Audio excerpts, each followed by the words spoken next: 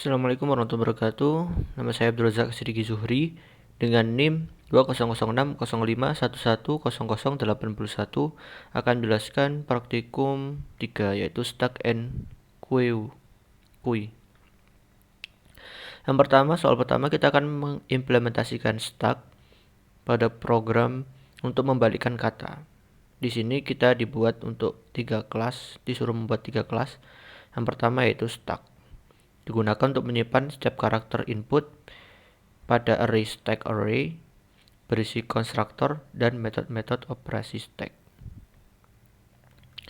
Nah, di sini kita bisa lihat stack ini sama, ada metode-metodenya, ada sini yang membedakan yaitu kita memakai char karena kita akan memasukkan karakter-karakter. Ada push, pop, pick, is empty, dan is full. Kemudian kelas yang kedua yaitu pembalik. Gunakan untuk membaca setiap karakter input, menyimpannya karakter dengan memanggil metode push pada kelas stack, dan membalik input dengan memanggil metode pop pada kelas stack point A. Setiap karakter keluaran dari stack tersebut disimpan pada string output sebagai keluaran yang akan ditampilkan. Baik, di sini pembalik ini kita menggunakan dua metode. Nah, dua metode ini kita memakai parameter untuk kalimatnya atau kata yang akan dibalik dan berupa dan juga objek stack, parameter objek stack untuk memanggil metode-metode stack. Kemudian untuk yang kelas ketiga yaitu app pembalik berisi metode main untuk deklarasi dan inisiasi input, memanggil kelas pembalik untuk membalikan input dan mendapatkan output kata yang telah dibalik serta menampilkan output pada konsol. Baik, di kelas app pembalik ini kita memakai ada yang namanya string kata. Kita memanggil kelas pembalik dengan membuat objek pembalik. Kita membuat scanner untuk mengambil inputan karena kita akan mengambil yang B ini, mencontoh input outputan nanti yang seperti B ini. Kemudian kita membuat objek stack dengan maksimal 10 data array. Baik, kenapa kita while di sini? Karena di sini kita disuruh untuk secara berulang-ulang. Artinya dia akan terus mengulang-ulang program yang berada di dalamnya. Nah, setelah itu kita akan memasukkan kata.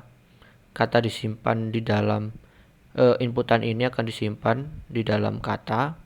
Kemudian kita akan memanggil metode change pada kelas pembalik dengan mengirim data kata dan data stack. Nah, setelah itu di pembalik ini di method change kita akan memasukkan char dari kata tersebut satu persatu berada pada program yang ini, codingan yang ini, kode ini. Kemudian setelah itu, setelah kita memasukkan ke dalam stack datanya per karakter, selanjutnya kita mengoutput atau menampilkan kebalikan dari kata tersebut dengan memanggil metode getChange dengan mengirim objek the stack.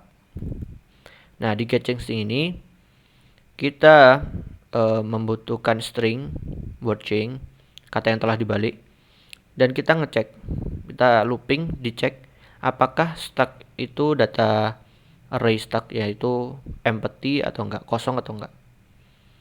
Kalau enggak, dia akan otomatis menyambungkan setiap karakter dengan memanggil metode pop. Setelah itu, kita return kembaliannya, lalu kita akan tampilkan. Seperti ini contohnya.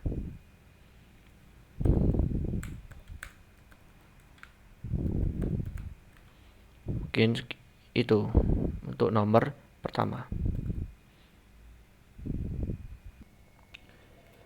Baik, sekarang nomor 2 yaitu implementasi queue dengan cara seperti buat antrian. Baik, pertama kita disuruh penambahan objek, yaitu kita masukkan data ini dan kita mengisinya dengan batas maksimal. Jadi apabila ada data yang masuk lagi, dia akan terbaca yaitu antrian penuh. Begitu. Menampilkan isi antrian, lalu kita akan meremove satu persatu data yang akan dikeluarkan. Karena dia bersifat vivo, artinya yang pertama dia akan keluar dulu. Jadi yang pertama ini Andi akan keluar dulu, kemudian yang belakang kosong, dan seperti itu seterusnya. Baik, kita akan coba di NetBeans. Baik, di sini saya sudah membuat kelas queue dan antrian app. Queue ini terdapat metode-metode dan inisiasi dari queue itu sendiri, yaitu kita membuat max size untuk data array, string untuk array-nya, front, data yang paling depan, rear-nya, terus end item, begitu. Baik, setelah itu kita membuat metode insert, remove display, pick front dengan mengeceknya is empty, is full, dan size. Baik, kita akan di antrian app saja. Nah, di sini saya mendeklarasikan sebuah objek the queue, kemudian kita kasih batas maksimal 4 data saja. Jadi apabila data 4 ini sudah masuk, maka dia yang 2 ini akan otomatis tulisannya maaf antrian masih penuh. Nah, di situ terjadi pada method insert. Jadi kita akan cek insertnya. Nah, di insert ini kita menggunakan saja dari metode yang fungsi yang ada di queue ini, yaitu is full. Jadi apabila datanya full, maka value adalah kiriman dari sini tadi, antrian masih penuh. Jadi begitu. Else dia akan otomatis memasukkan ke data array-nya. Kemudian dia akan menampilkan data, misal Andi masuk antrian, kemudian dia akan otomatis mengincrement end items. Baik, kemudian setelah itu kita disuruh menampilkan isi antriannya saat ini, yaitu dengan memanggil method display. Nah, method display ini saya tambahi sendiri dengan cara pertama kita mengambil data dari front, yaitu data yang paling belakang atau paling belakang ya. Nah, setelah itu kita membuat perulangan dengan batasnya itu array .length. Kemudian kita sistem print out data yang akan kita panggil. Jadi kita front increment. Jadi data array terus dengan indeks front increment, yaitu mulai dari 0 sampai nanti terakhir berarti 3, 0, 1, 2, 3. Begitu.